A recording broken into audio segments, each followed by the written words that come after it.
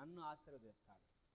అందుకోసం దేవుడు ఏం చెబుతున్నాడంటే మోషే ద్వారా వాగ్దాన దేశంకి వెళ్ళకముందే నీవు లేవీయులను మర్చిపోకూడదు సుమి అని చెబుతున్నాడు. లేవీయులను విడవకూడదు సుమి, జాగ్రత్త అని ముందే చెబుతా ఉన్నాడు. ఎందుకంటే లేవీయులు ధర్మశాస్త్రోపదేశకులు, వాళ్ళు ధర్మశాస్త్రాన్ని బోధించే వాళ్ళు. అంటే దేశం అంతట్లో ఒక కట్టుబాటు కలిగి ఉండాలంటే ప్రజలు ఏముండాలి? ఎవరుండాలి? దేవోక్తి బోధించే దైవ సేవకులు ఉండాలి. దేవోక్తి లేని ఎడల జనులు కట్టు లేక తిరుగుదురు అన్న సామెతలు అంటాడు కదా. దేవోక్తి లేకపోతే, దేవోక్తి లేదంటే ఎప్పుడు ఉండదు దేవోక్తి. దేవుని సేవకుడు దేవోక్తి బోధించేవాడు లేకపోతే దేవోక్తి ఉండదు. దేవోక్తి లేనప్పుడు ఏమవుద్దంటే జనం కట్టు లేకుండా తిరిగిపోతారు. దేవోక్తి లేకపోతే అంటే దేవుని వాక్యము బోధించే వాళ్ళు చాలా. అందుకోసమే అమెరికా అంతగా దీవించబట్టని కారణం ఏదో తెలిసిన, వాళ్ళు దేవుని సేవకు చాలా ధారాళంగా ఇచ్చారు. చాలా దేశాలలో మిషనరీ వ్యవస్థ అనేటువంటిది అంత డెవలప్ కావటానికి వాళ్ళు 1950 ఆ టైంలో, ఇంకా దానికి ముందు, ఆ తర్వాత 1970 అంతవరకు కూడా ధారాళంగా దేశాలకు వాళ్ళు సహాయం చేసినంతగా వేరే ఏ దేశాలు సహాయం చేయాలి. ఏ దేశాలైతే ఈ దేవుని పనికి చాలా ధారాళంగా ఇవ్వటం మొదలుపెట్టాయో వాళ్ళంతగా దీవించబడ్డారు. అదే ఈ రోజున మనకు వర్తిస్తుంది. మనము దేవుని పనికి ఎక్కువ ఇవ్వటం మొదలుపెట్టామా దేవుడు ఎక్కువ ఇస్తా ఉన్నాడు. ఈ మధ్య నేను ఒకటి నేర్చుకున్న విషయం ఏంటంటే, ఉదాహరణ చెప్పడానికి, నా దగ్గర ఇంత పెద్ద పాత్ర ఉందనుకోండి. ఇంత పెద్ద పాత్ర ఉంది. పాత్రలో ఒక 5 లీటర్లు ఖాళీ చేశాను అనుకోండి, 5 లీటర్ పట్టే స్థలం ఉన్నట్టు. అవునా? 1/2 లీటరే ఖాళీ చేస్తే 1/2 లీటరే పట్టే స్థలం ఉన్నట్టు దాంట్లో. అంటే నా దగ్గర నుండి ఎక్కువ దేవుని పనికి ఇవ్వటం ఎప్పుడైతే నేను ఖాళీ ఎక్కువ చేస్తుంటానో ఎక్కువ నింపబడతా ఉంటుంది. అది ఈ సూత్రం ఈ మధ్యకాలంలో దేవుడు నాకు నేర్పాడు. మీకు ఎక్కువ కావాలంటే దేవునికి ఎక్కువ ఇవ్వటం మీరు కూడా నేర్చుకోండి. సేవకులని లేదు, విశ్వాసులని లేదు, అందరికీ ఇది వర్తిస్తుంది. నాకు తెలిసిన ఒక దైవసేవకుడు, పెద్ద దైవసేవకుడు చెప్పిన ఒక సీక్రెట్, ఆయన అన్నది ఏంటంటే 75, 76 ఉంటాయి ఆయనకు. ప్రియమైన యవ్వన సేవకులారా అంటాడు ఆయన. యవ్వన సేవకులారా, 50 ఏండ్లు 60 ఏండ్లు ఉన్న వాళ్ళని అంటాడు ఆయన. యవ్వన సేవకులారా, ఒక సీక్రెట్ చెప్తాను. మీ సేవలో మీకు ఎక్కువ అవసరాలు ఉంటే దేవునికి ఎక్కువ ఇవ్వటం నేర్చుకోండి, మీకు దేవుడు ఎక్కువ ఇస్తాడు అన్నాడు ఆయన. అది నా లైఫ్లో నేను పాటించాను. దేవుడు నాకు ఎక్కువ ఇవ్వటం నాకు మొదలుపెట్టాడు అని చెప్తున్నాడు ఆయన. ఎక్కడికి పోయినా ఒక సేవకుడు ఉన్నాడు, నాకు తెలిసిన సేవకుడు. ఆయన అంటాడు, నాకు ఒక 10 లక్షలు కావాలా, కాబట్టి 10 లక్షలు నాకు కావాలంటే 10 ఎకరాలకు గింజలు కావాలంటే ఎకరానికి సరిపడే గింజలు, ఎకరానికి కేజీ అనుకోండి. 10 ఎకరాలకు ఎన్ని కేజీలు కావాలా? 10 ఎకరాలకు 10 కేజీలు కావాలి కదా. 1 కేజీ 10 ఎకరాలకు చల్లితే, 1 కేజీ 10 ఎకరాలకు చల్లితే కేజీ సరిపడ దిగుబడే వస్తుంది కదా. 10 కేజీలు చల్లితే 10 కేజీలకు సరిపడ దిగుబడి వస్తుంది. అట్లానే నీకు ఎక్కువ కావలసి ఉంటే ఎక్కువ విత్తు అంటాడు ఆయన. ఎక్కువ దిగుబడి రావాలంటే ఎక్కువ విత్తనాలు చల్లాల, ఎక్కువ విత్తనాలు విత్తాలా, ఎక్కువ దిగుబడి వస్తుంది అంటాడు ఆయన. ఎనివే, లేవీయులను మర్చిపోవద్దు, విడవకూడదు సుమి. ఎందుకంటే వాళ్ళు దేవోక్తి బోధించే వాళ్ళు. దేవోక్తి బోధించే వాళ్ళకు ఎప్పుడైతే మనం బాగా వాళ్ళని జాగ్రత్త చూస్తామో దేవుడు తప్పకుండా మనల్ని దీవిస్తాడు. ఓకే, ఆ 12వ అధ్యాయంలో ప్రవక్తల గురించి తర్వాత, ఓకే, వాళ్ళు తప్పుడు ప్రవక్తలు, తప్పుడు బోధించకూడదు, వాళ్ళు ఇతర దేవతల వైపు తిరిగేటట్టుగా మనల్ని ప్రేరేపించకూడదు అంటాడు 13, 14 అధ్యాయంలో. తర్వాత మీరు కిందకు వస్తే 15వ అధ్యాయము, అక్కడ 15వ అధ్యాయంలో కొన్ని హెచ్చరికలు చెప్తాడు. మళ్ళా జాగ్రత్తగా ఉండండి అని హెచ్చరికలు ఇచ్చిన తర్వాత బేదల విషయమై జాగ్రత్త, బేదలను మీరు వారి గురించి పట్టించుకోండి అంటాడు. బేదలను పట్టించుకోనండి. ఒకవేళ ఎవరైనా ఒకసారి వాళ్ళ పొలాలు అమ్ముకుంటే, వాళ్ళ పొలాలు అమ్ముకొని ఒకవేళ ఒక వ్యక్తి మీకు ఇస్తే, అతని పొలం అతనికి మళ్ళా విశ్రాంతి సంవత్సరం 7వ సంవత్సరం మళ్ళా తీరిన తర్వాత, విశ్రాంతి దినం అయిపోయిన విశ్రాంతి సంవత్సరం అయిపోయిన తర్వాత మళ్ళా తిరిగి ఇవ్వండి అని అక్కడ సలహాలు ఇస్తాడు. బేదలు ఉండనే ఉండరు అంటాడు. ఇక్కడ 15వ అధ్యాయంలో ఒక మాట చూడండి, ఒక 3-4 వచనాలలో, అన్యుని నిర్బంధించవచ్చును కానీ నీ సహోదరుని యొద్ద దాన్ని విడిచిపెట్టవలను. నీవు స్వాధీనపరచుకున్నట్లు నీ దేవుడైన యెహోవా నీకు స్వాస్థ్యంగా ఇస్తున్న దేశంలో యెహోవా నిన్ను నిశ్చయముగా ఆశీర్వదించును. కావున నేడు నేను నీకు ఆజ్ఞాపించుతున్న ఆజ్ఞలను అనుసరించి నడుచుకున్నటకు దేవుడైన యెహోవా మాట శ్రద్ధగా విని మీలో బేదలు ఉండనే ఉండరు. ఓకే, 7వ సంవత్సరాంతమున విడుదల ఇవ్వవలన అంటాడు 1వ వచనంలో. 15వ అధ్యాయం 1వ వచనంలో ఎవరైనా నీకు స్వాస్థ్యము పొలము ఇస్తే 7వ సంవత్సరాంతమున విడుదల ఇవ్వాలి అంటాడు. అట్లా 7వ సంవత్సరాంతం అట్లా చివరికి ప్రతి 7వ సంవత్సరాంతమున విడుదల ఇస్తారు. వాళ్ళు 7 సంవత్సరాలే ఉంచుకుంటారు, ఆ తర్వాత ఇచ్చేస్తారు. అందుకోసమే వాళ్ళకి బేదల గురించి ప్రత్యేకమైన జాగ్రత్తలు చెప్తాడు. ఆ తర్వాత 16వ అధ్యాయంలో పండుగల గురించి మాట్లాడతాడు. పండుగల గురించి మనం లేవీకాండంలో చూసాము, అవంతా మీకు ఇచ్చాను, ఏ పండుగలు ఎప్పుడు వస్తావి అనేటువంటిది. కాబట్టి ఇంకా దాని గురించి ఇక్కడ మనం చూడటం లేదు. 17వ అధ్యాయంలో ఒక రండి దయచేసి. 17వ అధ్యాయంలో మీరు చూస్తే అక్కడ ఇదిగో 17వ అధ్యాయంలో కొందరు రాజుల గురించి, ఆ రాజులు ఎట్లా ఉండాలో, వాళ్ళు ఏం చేయాలనో ఏం చేయకూడదో అనేటువంటిది 14వ వచనం నుంచి మాట్లాడుతున్నాడు. ఏమంటాడు అక్కడ, నీ దేవుడైన యెహోవా నీకు ఇచ్చుతున్న దేశం నీవు ప్రవేశించి దాన్ని స్వాధీనపరచుకొని అందులో నివసించి నా చుట్టూ నా సమస్త జనం వలె నా మీద రాజును నియమించుకుందును అనుకుని ఎడలా, నా చుట్టూ ఉన్న సమస్త జనుల్లాగా నేను కూడా రాజును నియమించుకుంటాను అనుకుంటే నీవు అవశ్యంగా నీ మీద రాజును నియమించుకోవాలను. నీ సహోదరులలోనే ఒకని నీ మీద రాజుగా నియమించుకోవాలి. నీ సహోదరుడు కాని అన్యుని నీ మీద రాజుగా నియమించుకోకూడదు. అతడు గుర్రములను విస్తారంగా సంపాదించుకొనవలదు. తాను గుర్రములను హెచ్చుగా సంపాదించుకొనుటకు ఐగుప్తుకు తిరిగి వెళ్ళకూడదు. గుర్రాలను ఎక్కువ సంపాదించుకోకూడదు అన్నాడు. ఆ రాజులు కూడా ఎవరిలో ఉండాలి? నీ సహోదరుల్లోనే ఉండాలి. చూడండి, బైబిల్లో ఆ రాజులు మనం గురించి చూస్తే, హేరోదు వచ్చాడా? హేరోదు అక్కడ ఇశ్రాయేలీయుడు కాదు.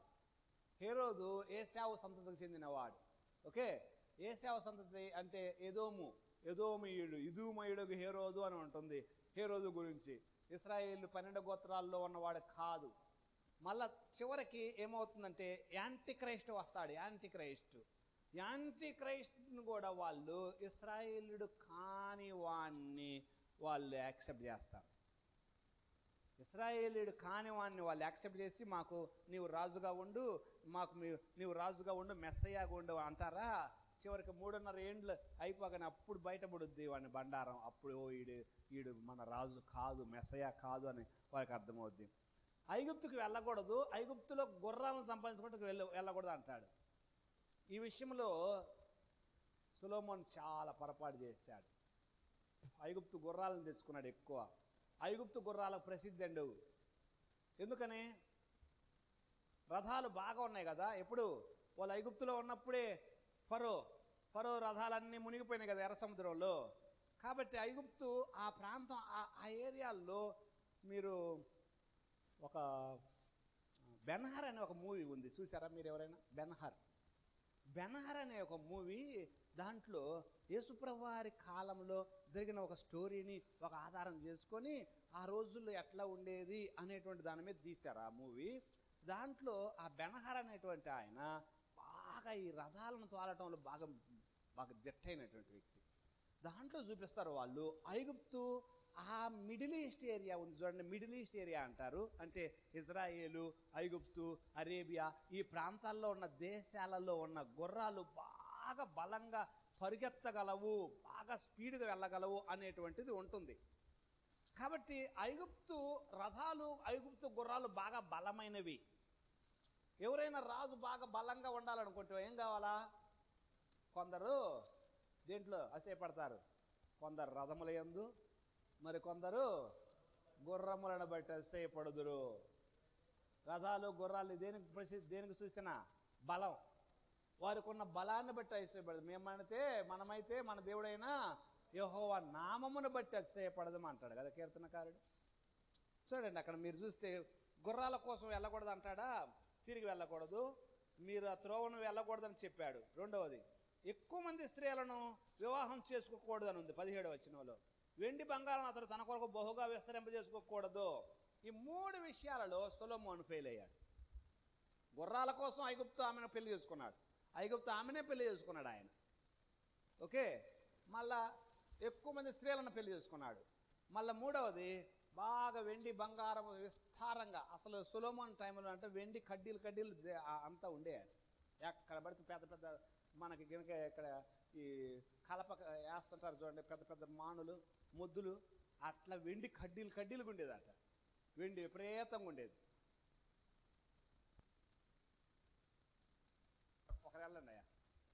ఒకరు వెళ్ళండి ఎవరైనా ఒకరు చూడండి. రైట్, నీవు రాజులకు ఇచ్చినటువంటి ఇవ్వబడినటువంటి ఆజ్ఞలు ఇవి. ఓకే, ఇక్కడ ఏముందంటే నీ కుడి కానీ ఎడమ కానీ తొలగకుండా ఉండినట్లు ధర్మశాస్త్ర వాక్యములన్నింటినీ కట్టలను అనుసరించి నడుచుకున్నట్టుకు తాను బ్రతుకు దినమునట ఆ గ్రంథమును చదువుతుండవలెను. గ్రంథపు ఒక ప్రతిని అతడు పెట్టుకోవాలి అని ఉంది. గ్రంథపు ప్రతిని ఒక కాపీ అతని దగ్గర ఉండాలి అంటాడు. ఒక కాపీ అతని దగ్గర ఉండాలి అంటాడు. అంటే ఈ ధర్మశాస్త్రపు గ్రంథం ఒక కాపీ అతని సింహాసనం మీదనే ఉండాలి అంటాడు.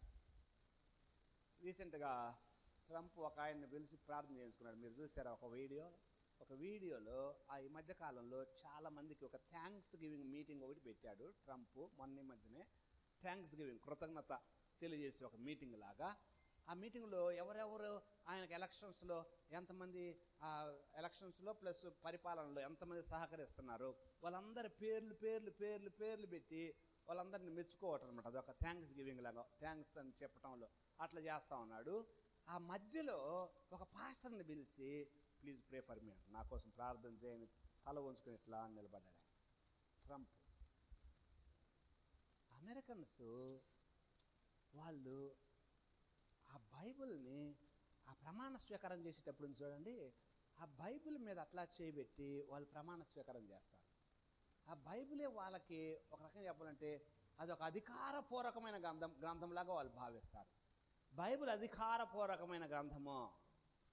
చూడండి ఎంత మనం అర్థం చేసుకోవాల్సింది ఏంటంటే, ఎవరైతే ఆ దేవుని వాక్యానికి, ఆ దేవుని ఆ ప్రత్యేకతకు విలువ ఇస్తారో వాళ్ళని దేవుడు ఆశీర్వదిస్తూనే ఉంటారు. బిల్లీ గ్రహాం గారు చాలా మంది ప్రెసిడెంట్స్కి ఆయన అట్లా తలల మీద చేతులు పెట్టి ప్రార్థన చేశారట. చాలా మంది ప్రెసిడెంట్స్కి, అమెరికన్ ప్రెసిడెంట్స్కి చాలామంది. 99 years ఆయన బ్రతికాడు. ఆయన టైంలో చాలా మంది ప్రెసిడెంట్స్కి ఆయన దగ్గరకు వచ్చేసి ఆయన ఆశీర్వాదాల కోసం ప్రార్థన చేయించుకున్న వాళ్ళు అట్లా ఉన్నారట. ఏ దేశంలోనైతే దేవుని ఈ గ్రంథం ఉంది చూడండి, దేవుని వాక్యము, దీనికి ప్రత్యేకత, దాని యొక్క ప్రత్యేకతను గుర్తించే వాళ్ళు ఉంటారో ఆ దేశము, ఆ అధికారము, వారి యొక్క పరిపాలన ఆశ్చర్యకరంగా ఉంటా ఉంది. అది మనం చూసేది. ఇదిగో ధర్మశాస్త్ర వాక్యములన్నిటినీ కట్టడలను అనుసరించి నీవు ఇదిగో కుడికి కానీ ఎడమకు కానీ తొలగకుండానట్లు అది నీ దగ్గరే ఆయన సింహాసనం మీదనే ఉండాలి. ఇది ఒక ప్రతి అదనమాట. ఓకే, కాబట్టి ఆ తర్వాత యాజకులకు, లేవీయులకు వాళ్ళకి ఇచ్చేటువంటి కొన్ని ఆజ్ఞలు ఆ తర్వాత అధ్యాయంలో ఉంది.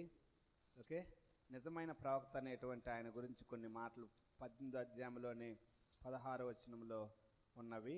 18 నుండి చూడండి, 16 నుండి చదువున. నాకు కనబడకుండా చూడండి, యెహోవా నీ మధ్య నా వంటి ప్రవక్తను నీ సహోదరుల్లో నీ కొరకు పుట్టించును. ఆయన మాట నీవు వినవలను. మరియు యెహోవా నాతో ఇట్లనెను, వారు చెప్పిన మాట మంచిది, వారి సహోదరుల్లో నీ వంటి ప్రవక్తను వారి కొరకు పుట్టించేదను, అతని నోట నా మాటలు ఉంచుదును, నేను అతనికి ఆజ్ఞాపించినది యావత్తు అతడు వారితో చెప్పును. అతడు నా నామమున చెప్పు నా మాటలు వినని వానిని దాని గూర్చి విచారణ చేసెను. అంతేకాదు, ఏ ప్రవక్తయో అహంకారము పూని నేను చెప్పుమని తనకు ఆజ్ఞాపించని మాటను నా నామమున చెప్పును, ఇతర దేవతల నామమున చెప్పును, ఆ ప్రవక్తయు చావవలెను. చూడండి, నేను చెప్పకుండా ఏదైనా మాటలు చెప్తే అతడు ఏమట చావాలి అన్నాడు. చూడండి, చాలాసార్లు మనము ఈ మధ్యకాలంలో కొందరు మేము నీకు ఇదిగో ఇదిగో దేవుడు ఇస్తున్న ప్రవచనం అని చెప్తా ఉన్నారు. ఒకసారి పరీక్షించుకోవాలి, నిజంగానే దేవుడు ఇస్తున్నాడా? దేవుడు ఇవ్వకుండానే వీళ్ళందరి ముందు ఏమైనా వాళ్ళ నుండి క్రెడిట్ సంపాదించుకోవటానికి ఏమైనా కొద్దిగా ఎలాంటి ఏమైనా చేస్తావన్నమా? జాగ్రత్తగా ఉండాలి. Okay, right. తర్వాత మనం కిందకు వస్తే ఆశ్రయపురాలు, వాటన్నిటి గురించి 19వ అధ్యాయంలో సిటీ ఆఫ్ రెఫ్యూజ్ అనేటువంటి ఆశ్రయపురాల గురించి. అది ఇందాక ఎవరినైనా పొరపాటున ఆ గొడ్డల దగ్గర చనిపోతే అలాంటి అన్నమాట. ఓకే, ఆ తర్వాత యుద్ధాలు చేసేటప్పుడు ఎట్లా, ఓకే, వాటన్నిటి గురించి 20వ అధ్యాయంలో శత్రువులతో యుద్ధాలకు పోయినప్పుడు రథములు మీకంటే విస్తారమైన జనము చూసినప్పుడు వారికి భయపడవద్దు. 20వ అధ్యాయం. ఐగుప్తు దేశంలో నేను రప్పించిన నీ దేవుడైన యెహోవా నీకు తోడై ఉండును. అంతేకాదు, మీరు యుద్ధమునకు సమీపించినప్పుడు యాజకుడు దగ్గరకు వచ్చి ప్రజలతో ఇలాగూ చెప్పవలెను, ఇశ్రాయేలులారా వినండి, నేడు మీ శత్రువులతో యుద్ధము చేయుటకు సమీపిస్తున్నారు. మీ హృదయములను జంకనీయకండి, భయపడకండి, వణకకండి. మీ ముఖములు చూసి, ఓకే, వారి ముఖములు చూసి బెదరకండి. ఓకే, ఆ తర్వాత ఏముంది?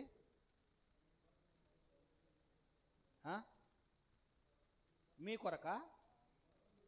కొరకు మీ శత్రువులతో యుద్ధం చేసి మిమ్మును రక్షించువాడు మీ దేవుడిని యెహోవాయే. మరియు నాయకులు జనులతో చెప్పవలసిందిగా, కొత్త ఇల్లు కట్టుకునే వాడు గృహప్రవేశం కాకమునిపే యుద్ధములో చనిపోయినట్ల వేరొకడు దానిలో ప్రవేశించును గనక అట్టివాడు తన ఇంటికి తిరిగి వెళ్ళవచ్చు. ద్రాక్ష తోట వేసి ఇంకా పండ్లు తినక ఒకడు యుద్ధంలో చనిపోయినట్లు వేరొకడు పండ్లు వచ్చును కనుక అట్టివాడు ఇంటికి తిరిగి వెళ్ళవచ్చును. ఓకే, ప్రధానం చేసుకుని అతడు కూడా వెళ్ళవచ్చు. ఇట్లాంటి అనమాట. ఓకే, నాయకులు చెప్పేటటువంటి, మీరు భయపడవద్దు అని యాజకులు చెప్తా ఉన్నారు. వారు యుద్ధానికి పోయేటప్పుడు వాళ్ళని ఆశీర్వదించటం, వాళ్ళకి ధైర్యాన్ని నింపటం, అదంతా మనం చూస్తున్నాం. పెద్దలు, యాజకులు అనేటువంటి వారు ఎట్లా ఉండాలో అనేటువంటిది కింద 21వ అధ్యాయంలో. ఆ తర్వాత ముందుకు వస్తే ఇంకా కిందకి రండి. ఆ తర్వాత స్త్రీలు పురుషుల వేషం వేయకూడదు అనేటువంటి కొన్ని మాటలు అక్కడ. వాళ్ళు స్త్రీ పురుషులు ఎట్లా ఉండాలి, ఓకే, వాళ్ళ యొక్క నైతిక జీవితం ఎట్లా ఉండాలి అనేటువంటిది 22వ అధ్యాయంలో చూస్తాము. ఓకే, ఒక స్త్రీని వివాహం చేసుకుంటే ఆమెకు విడాకులు ఇచ్చే దాని విషయంలో ఎట్లా ఉండాలి అనేటువంటిది 24వ అధ్యాయంలో చూస్తాము. ఓకే, ఆ తర్వాత మనుషులకు వివాదం జరిగితే ఆ వివాదాన్ని ఎట్లా తీర్చుకోవాలి 25వ అధ్యాయంలో. సమాజంలో అవన్నీ సమాజంలో ఏమేంటి కొన్ని రూల్స్ అండ్ రెగ్యులేషన్స్ అన్నమాట. ఓకే, ఆ తర్వాత కిందకు వస్తే 26వ అధ్యాయంలో మరలా అక్కడ దేవునికి బలిపీఠం దగ్గర ఇచ్చేటువంటి అర్పణలు వాటన్నిటి గురించి ఇస్తాడు 26వ అధ్యాయంలో, అర్పణలు ఎట్లా అర్పించాలని. 27, 28 అధ్యాయాలు, 2 అధ్యాయాలలో ఎక్కువగా మనం చూస్తే మళ్ళా చివరి ప్రసంగం అనొచ్చు దీన్ని, మోషే గారు చెప్తా ఉన్నారు. ఓకే, 28 ముఖ్యంగా 28, 29 ఆశీర్వచనాలు, శాపవచనాలు గురించి ఇక్కడ 28వ అధ్యాయంలో. 28వ అధ్యాయం మనము రోజు ఒక్కసారి చదవటం చాలా మంచిది. 28వ అధ్యాయం రోజు ఒక్కసారి చదివామనుకోండి, ఒకసారి టైం దొరికినప్పుడు ఒక్కసారి చదివితే చాలా మంచిది. అది అసలు ఎన్ని మాటలు అక్కడ ఉంటాయో, నీవు ఆశీర్వదించబడతావు, నీవు ఎట్లా ఆశీర్వదించబడాలంటే ఏం చేయాలనేటువంటిది ఇక్కడ మాట్లాడతాడు. నీవు గనక వింటే ఈ ఆశీర్వాదాలు, వినకపోతే ఈ శాపాలు వస్తాయని చాలా ఆశ్చర్యంగా అక్కడ అన్ని మాటలు ఉంటాయి. ఒక బబులోను గురించి కూడా మాట్లాడతాడు. చూడండి ఒకసారి అక్కడే 28వ అధ్యాయంలోనే 52, 53 పై వచనాలు చూడండి కొద్దిగా.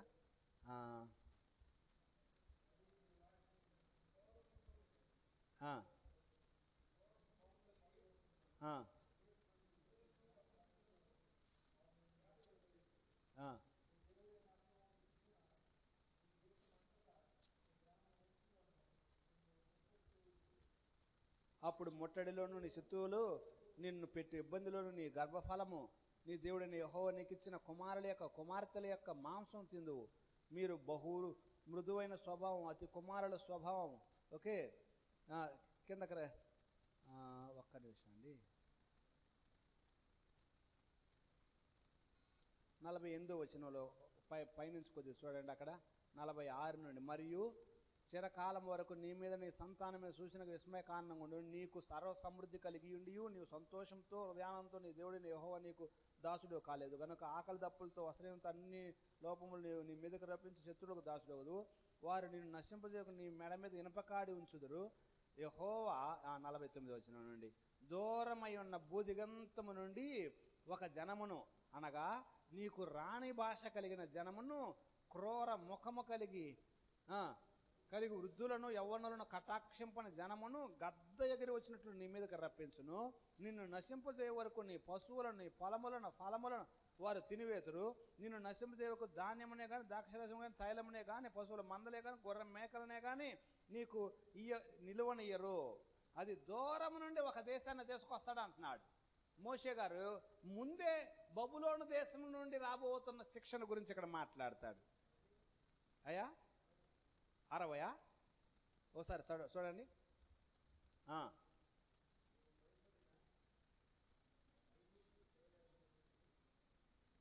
40వ వచనం చదువుతున్నారా? చదవండి. ఐగుప్తు క్షయవ్యాధులన్నింటినీ ఆయన నీ మీదకి తెప్పించును, నిన్ను వెంటాడును, నీవు నశించక ధర్మశాస్త్రంలో గంధములు ప్రతి రోగము నీకు కలుగజేయను. కిందకు వస్తే ఇంకా కిందకు చూస్తున్నాను 63 నుండి, కాబట్టి మీకు మేలు చేసి మిమ్మల్ని విస్తరింపజేయటకు మీ దేవుడిని యెహోవా మీ యందు ఎట్లు సంతోషించినో అట్లు మిమ్మల్ని నశింపజేయటకు మిమ్మల్ని సంహరించుటకు యెహోవా సంతోషించును గనుక నీవు స్వాధీనపరచుకు ప్రవేశించిన దేశంలో నుండి పెళ్లగింపబడుదువు. దేశం యొక్క ఈ కొన మొదలుకొని ఆ కొన వరకు సమస్త జనములలోనికి యెహోవా నిన్ను చెదరగొట్టును. అక్కడ నీవైనా నీ పితరులైన ఎరుగని కొయ్యవి రాతివి అన్య దేవతలను పూజింతూ ఆ జనములలో నీకు నెమ్మది కలుగదు, నీ అరకాలికి విశ్రాంతి కలగదు. అక్కడ యెహోవా నీ హృదయ కంపమును నేత్రక్షీణతయు మనోవేదన నీకు కలుగజేయను. ఇది ఇంకా చివరికి యాంటిక్రైస్ట్ పరిపాలనలో రాబోయేటువంటి 7 ఏళ్ల శ్రమల్లో జరగబోయేటువంటిది. అదంతా 7 ఏళ్ల శ్రమలు అన్ని దేశాల్లో చెల్లాచెదురైపోతావు అని అంటున్నాడు. ఇశ్రాయేలీయులు చెల్లాచెదురైపోతారు. చివరికి ఆ 7 ఏళ్ల శ్రమల కాలంలో బహు భయంకరంగా అన్ని దేశాల్లోకి వెళ్ళిపోతారు వాళ్ళు. ఓకే, అక్కడ మత్తయి సువార్తలో మనం చూస్తే 24వ అధ్యాయంలో ఈ సువార్త భూదిగంతముల వరకు వ్యాపించునని ఉంటుంది. భూదిగంతములకు వ్యాపించింది అంటే ఈ సువార్తను ఇశ్రాయేలీయులు అన్ని దేశాల్లోకి చెదరిపోయినప్పుడు వాళ్ళు తీసుకొని పోతారు. వాళ్ళు పారిపోయేటప్పుడు అన్ని దేశాలకు సువార్త తీసుకొని వెళ్తారు. తీసుకొని వెళ్ళి ఎప్పుడైతే వెళ్తారా అప్పుడు అంతం వస్తుంది. ఇప్పుడు చాలామంది ఏమంటున్నారంటే ఈ సువార్తను మనం అన్ని దేశాలకు మనం ప్రకటించాలి, మనం అన్ని దేశాలకు ప్రకటిస్తేనే అప్పుడే అంతం వస్తుంది, మనమే ఆయన రాజ్యాన్ని తీసుకురావాలి, మనమే ఆయన రాజ్యాన్ని తీసుకురావాలి, మన చేతుల్లోనే ఉంది. కాదు, అది కాదు. ఇప్పుడు సువార్త తీసుకెళ్ళాలా, అది మన బాధ్యతే. కానీ ఎప్పుడు వెళ్ళొద్దంటే భూదిగంతముల వరకు. భూమి దిగంతముల వరకు అంటే to the end of the earth. భూమి దిగంతముల వరకు ఎప్పుడు వెళ్తుందంటే భూమి దిగంతములకు పారిపోతారు ఇశ్రాయేలీయులు 7 ఏళ్ల శ్రమల కాలంలో. 7 ఏళ్ల శ్రమల కాలం ముందు రాబోతున్నట్టు అంతా బబులోను ద్వారా ఏమి రాబోతుంది శిక్ష అక్కడ రాశాడు మోషే. తర్వాత చివరికి కూడా ఏమి రాబోతుంది అనేటువంటిది కూడా రాయబడింది.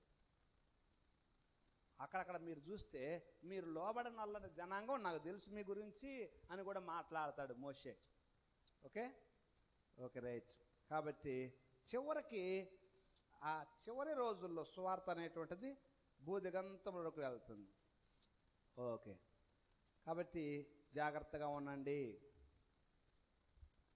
కాబట్టి 29వ అధ్యాయంలో కింద అంటాడు జాగ్రత్త. 14వ వచనం, నేను మీతో మాత్రము కాదు ఇక్కడ మనతో కూడా ఉండి నేడు మన దేవుడిని యెహోవా సన్నిధిని నిలుచున్న వారితోనూ ఇక్కడ నేను మనతో ఉండని వారితోనూ ఈ నిబంధనను ప్రమాణం చేస్తున్నాను. మనం ఐగుప్తు దేశం ఎట్లు నివసించుతామో మీరు దాటి వచ్చిన జనముల మధ్య నుండి మనం ఎట్లు దాటి వచ్చితామో మీరు ఎరుగుదురు. వారి హేయక్రియలు కర్రతో రాతితో వెండితో బంగారంతో చేయబడిన వాటి విగ్రహముకు మీరు చూసిద్దరు కదా. ఆ జనముల దేవతలు పూజించుటకు మన దేవుడైన యెహోవా యొద్ద నుండి తొలగు. హృదయము గల పురుషుడే గాని స్త్రీయే గాని కుటుంబమే గాని గోత్రమే గాని నేడు మీలో ఉండకుండానట్లు, మరణకరమైన దుష్కృత్యములను అట్టి మూలమైనది మీలో ఉండకుండానట్లు నేడు ఈ నిబంధన మీతో చేయుచున్నాను. నిబంధన ఒక ప్రమాణమే చేపిస్తున్నాడండి జనంతో. అందరూ ఒక ప్రమాణం చేస్తారు చూడండి, ఎట్లా చేయి చాపి ప్రమాణం చేస్తారు. మేము అందరం ప్రమాణం చేస్తున్నాం, చేతుల్లో వేసి ప్రమాణం చేస్తున్నాము, మేము జయము అని ప్రమాణం చేస్తాం చూడండి. అది ఒక ప్రమాణం చేస్తున్నాడు. పాలస్తీనా దేశంలోనికి మనం వెళ్ళబోతున్నాం, ఇప్పుడు ఒక నిబంధన చేయటం. Okay right. తర్వాత కింద మీకు నేను నీకు వినిపించిన ఈ సంగతులన్నీ 30వ అధ్యాయం. దీవెనలు శాపం నీ మీదకి వచ్చిన తర్వాత నీ దేవుడిని యెహోవా నిన్ను వెళ్ళగొట్టించిన సమస్త జనముల మధ్య మిమ్మల్ని జ్ఞాపకం చేసుకొని మళ్ళా మిమ్మల్ని తీసుకుని వస్తాడు అని చెప్పేసి అంటున్నాడు. మిమ్మల్ని విస్తరింపజేస్తాడు. 5వ వచనం, మీ పితరుల కంటే నిన్ను విస్తరింపజేయును అని అంటున్నాడు. 9వ వచనం, నీ దేవుడిని యెహోవా నీ చేతి పనులన్నిటి విషయంలో, గర్భఫలం విషయంలో, పశువుల విషయంలో, భూమి పంట విషయంలోను మేలగునట్లు నిన్ను వర్ధిల్లజేయును. ఈ ధర్మశాస్త్ర గ్రంథములో రాయబడిన అన్ని నీవు ఆజ్ఞలను కట్టడలను గైకొనము అని చెప్పేసి మరలా మాట్లాడుతూ ఉన్నాడు. ఓకే, బ్రతుకు దినములన్నీ 15 చూడుము, నేడు జీవము మేలును మరణమును కీడును నీ ఎదుట ఉంచాను. నీవు బ్రతికి విస్తరించినట్లు నీ దేవుడిని యెహోవాను ప్రేమించి ఆయన మార్గమును నడుచుకొని ఆయన కట్టలను విధులను ఆచరించమని నేడు నేను నీకు ఆజ్ఞాపించుతున్నాను. జీవం మరణం ఎదుట ఉంచాను, మీ ఇష్టం ఏదో సెలెక్ట్ చేసుకుంటే సెలెక్ట్ చేసుకోండి. అది మోషే గారు చెప్పారు. జీవం మరణం ఎదుట ఉంది, మీరు సెలెక్ట్ చేసుకోనండి. ఓకే, మోషే ఇశ్రాయేలీయులతో ఈ మాటలు చెప్పుట సాలించిన తర్వాత 31వ అధ్యాయంలోకి వచ్చాను. అప్పుడు చివరికి యెహోషువను వారందరికీ, ఓకే, మీకు యెహోషువ వస్తాడు, ఇక మీదట నేను వచ్చుపోచు ఉండలేను. 2వ వచనం, యెహోవా ఈ యొర్దాను దాటకూడదని నాతో సెలవిచ్చెను. నీ దేవుడైన యెహోవా నీకు ముందుగా దాటిపోయి ఆ జనములను నీ ఎదుట ఉండకుండా నశింపజేయను. నీవు వారి దేశము స్వాధీనపరచుకొందువు. యెహోవా సెలవిచ్చినట్లు యెహోషువ నీ ముందుగా దాటిపోవును. యెహోషువని ఇప్పుడు నాయకుడిగా వారి ముందు, యెహోషువను మీరు అనుసరించండి. ఓకే, నేను మీకు ఆజ్ఞాపించిన దాన్ని అంతటిని బట్టి మీరు వారికి చేయనట్లు యెహోవా నీ చేతికి వారిని అప్పగించును. నిబ్బరం కలిగి ధైర్యంగా ఉండండి, భయపడకండి, వారిని చూసి దిగులు పడకండి. నీతో కూడా వచ్చేవాడు మీ దేవుడైన యెహోవాయే. ఆయన నిన్ను విడువడు, నిన్ను ఎడబాయడు. మరియు మోషే యెహోషువను పిలిచి, నీవు నిబ్బరం కలిగి ధైర్యంగా ఉండము. యెహోవా ఈ ప్రజలకిచ్చుటకు వారి పితరులతో ప్రమాణం చేసిన దేశమునకు నీవు వీరితో కూడా పోయి దాన్ని వారికి స్వాధీనపరచవలెను. నీ ముందర నడుచువాడు యెహోవా, ఆయన నీకు తోడై ఉండును. ఆయన నిన్ను విడువడు, నిన్ను ఎడబాయడు. భయపడకము, విస్మయం అందకమని ఇశ్రాయేలు అందరి ఎదుట అతనితో చెప్పాను. ఆ తర్వాత ఒక కీర్తన పాడతాడు, ఆకాశ మండలమా 32వ అధ్యాయంలో. ఓకే, ఒక కీర్తన పాడి చివరికి ఆయన అందరిని ఆశీర్వదిస్తాడు 33వ అధ్యాయంలో. దైవజనుడు మోషే మృతినందక మునుపు ఇశ్రాయేలు అందరినీ దీవించిన విధమిది. ఓకే, ఆయన ఆశీర్వదిస్తాడు, ప్రతి గోత్రాన్ని ఆశీర్వదిస్తా ఉన్నాడు. మీరు చూడండి జాగ్రత్తగా. యాకోబు ఆశీర్వదించాడు, ఇక్కడ మళ్ళా మోషే ఆశీర్వదిస్తా ఉన్నాడు. చివరికి మోషే ఆ మోయాబు మైదానంలో ఉన్నటువంటి పిస్గా కొండ వరకు వెళ్ళి చూస్తాడని ఉంటుంది 34వ అధ్యాయం 1లో. ఓకే, మోషే ఆ కొండ మీదనే చనిపోతాడు. మోషేని అంటాడు దేవుడు, కొండ మీదకి రా అంటాడు. మోషే అక్కడే వెళ్తాడు కొండ మీదకి. మోషే అక్కడే ఇంక తిరిగి రాడు. జనం ఏడుస్తారు, ఏమయ్యాడు మోషే. ఎందుకని మోషేని వాళ్ళ కళ్ళ ముందు చనిపోకుండా చేసింది ఎందుకంటారు?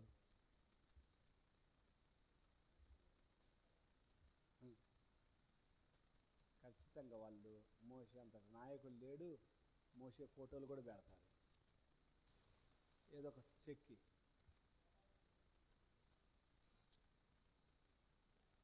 మోషే పుట్టినప్పుడు ఎవరికైనా తెలుసా మోషే గురించి? మోషే చనిపోయినప్పుడు ఎంతమంది ఏడ్చారు? 25 లక్షల మంది సుమారు కదా, ఒక 25 లక్షల మంది. నేను నా బైబిల్లో అట్లా ఏం రాసుకున్నానంటే, నీ పుట్టుక ఇన్సిగ్నిఫికెంట్, ఎవరికి తెలియదు, కానీ నీ మరణము అనేక మందికి తెలుస్తుంది. నీ మరణము అనేక మందికి ఒక మంచి పాఠం నేర్పుతుంది. మన మరణం ఒక పాఠమైన నేర్పాలి, లేకపోతే ఒక గుణపాఠమైన నేర్పాలి. గుణపాఠం అంటే అదే వానిలాగా నేను బ్రతకూడదురా అనేటువంటిది గుణపాఠము. పాఠము అంటే అబ్బా అట్లా బ్రతకాలరా అనేటువంటిది పాఠం. గుణాన్ని మార్చేది గుణపాఠం అంటారు. అర్థమవుతుందా? ఒక పాఠం అంటే ఇది నేర్చుకోవాలా అనేటువంటిది పాఠం. మోషే జీవితము పుట్టినప్పుడు కేవలం ఎవరికి తెలుసు? తల్లికి తెలుసు, తండ్రికి తెలుసు, మిరియాముకు మాత్రమే తెలుసు. అవునా కాదా? మిరియాముని ఏమన్నది తల్లి? ఆ పెట్లో పెట్టానమ్మా, ఎటులొద్దు, కాస్త జాగ్రత్తగా జాగ్రత్తగా గమనించు అన్నది కదా. గమనిస్తా ఉంది మిరియాము. కానీ మోషే మరణించినప్పుడు చూడండి, ఎంతమందికి మోషే యొక్క గొప్పతనం గురించి దేవుడు చెప్పాడు. మోషే మరణించినప్పుడు ఆయన లేకపోయినా అనుకున్నారు కదా. మోషే మరణం అనేక మందికి ఒక మంచి మోటివేషన్ లాగా ఉన్నది. ఓకే, కాబట్టి మోషే మరణం వలన నిజంగా మనం ఏం నేర్చుకుంటామంటే, మన జీవితంలో చివరికి మనం వెళ్ళిన ఆ రోజున, మనం ఈ లోకం విడిచిన ఆ రోజున మన దగ్గరకు అనేక మంది వచ్చి ఆ రోజున కార్యక్రమంలో పాల్గొనేటట్టుగా అందరిని ఆకర్షించుకునే వాళ్ళంగా మనం ఉండాలి. అనేక మందిని ఆకర్షించుకునే వాళ్ళంగా మనం ఉండాలా. మన అంతము ఒక చరిత్ర సృష్టించేదిగా ఉండాలి. అది మన చేతిలోనే ఉంది కదా.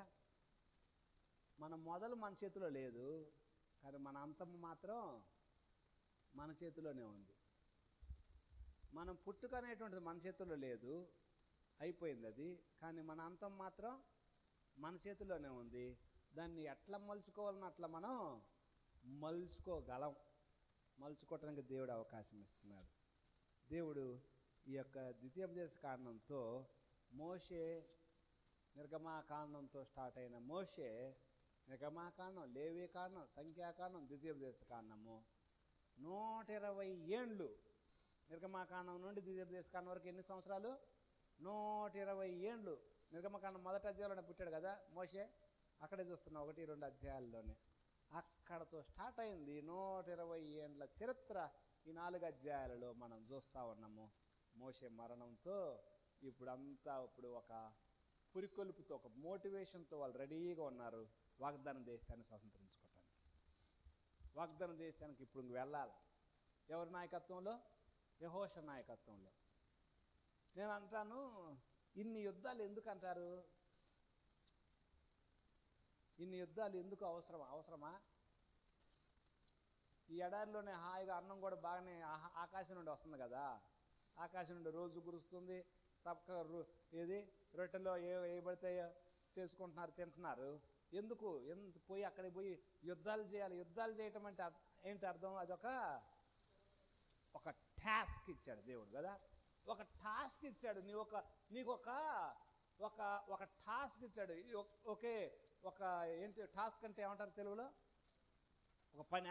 ఒక పని లేకపోతే ఒక బాధ్యత ఇచ్చాడు. ఒక బాధ్యత. ఎందుకు యుద్ధం అంటే, అట్లా వెళ్ళినప్పుడే ఎవరెవరు బయటకు వస్తారంటే రాహాబు లాంటి వాళ్ళు బయటకు వస్తారు. అట్లా వెళ్ళినప్పుడే రాహాబు లాంటి వాళ్ళు, వీళ్ళ దేవుడు బలమైన దేవుడు, ఆయన సామాన్యుడు కాదు, ఆయన వస్తుంటేనే అందరూ వణికిపోతున్నారు, ఆయన యుద్ధం చేస్తున్నాడు, ఆయన యుద్ధం చేసుకుంటూ వస్తున్నాడు, జయించుకుంటూ వస్తున్నాడు ఆయన, వాళ్ళు ముందు ఆయన వెళ్తున్నాడని రాహాబు లాంటి వాళ్ళు, అన్య స్త్రీ కదా రాహాబు, కనాను స్త్రీ కదా, ఆమె కనాను స్త్రీ. గిబియోనీయులు వచ్చారు తర్వాత. అక్కడ మనం యెహోషువలోకి వస్తాము. గిబియోనీయులు వచ్చి, అయ్యా మేము మీతో యుద్ధం చేసి గెలిచే వాళ్ళం కాదయ్యా అని మారువేషంలో వచ్చి వాళ్ళతో రాజీ పడతారు. రాజీ పడి వాళ్ళు బగటానికి, అలాంటి వాళ్ళు మేము కూడా మీ దేవుణ్ణి సేవిస్తాము, మీరున్న చోట మేము ఉంటామని చెప్పేసి, అలాంటి వాళ్ళు కూడా, అంటే అన్య జనాంగం కూడా ఆయన వైపు తిరగటానికి దేవుడు అవకాశం ఇస్తున్నాడా? ఇవ్వట్లేదా? ఇస్తా ఉన్నాడు. సమూలంగా తుడిసివేయండి వాళ్ళని, విధేయులు కాని వాళ్ళని మొత్తాన్ని తుడిసివేయండి అన్నాడా? అదే సమయంలో విధేయులైనటువంటి వాళ్ళకి ఆయన జనంతో జీవించే అవకాశం ఇస్తా ఉన్నాడు, విధేయులైన వాళ్లకు. అది మనం చూస్తాం. తర్వాత యెహోషువ నుండి మనం చూసేది ఏమంటే, ఎందుకు యుద్ధాలు, ఎందుకు ఇదంతా మారణ హోమం అవసరమా అనేటువంటిది. మారణ హోమం మనుషులను పూర్తిగా వధించటం దేవుని ఇష్టము అనేటువంటి కొంతమంది ఈ లోకంలో జనం అంటారు. దేవుడు అన్ని మారణ హోమాలు యుద్ధాలు చేసి మనుషులను చంపమని అన్నాడా? అది ఏమైనా న్యాయమేనా అంటారు. దేవుడు వారికి టైం ఇచ్చాడా ఇవ్వలేదా? 15 అధ్యాయంలో, ఆదికాండం 15 అధ్యాయంలో ఉన్నది. ఒకసారి చూడండి, ఒకసారి ఆదికాండం 15 అధ్యాయంలో ఒక రెండు దయచేసి.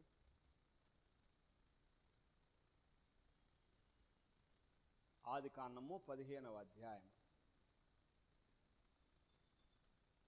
ఒక్క నిమిషం. అక్కడ ఏముంటుందంటే, అమోరీల అక్రమము ఇంకను ఎన్నో వచ్చినమయ్యా? 16.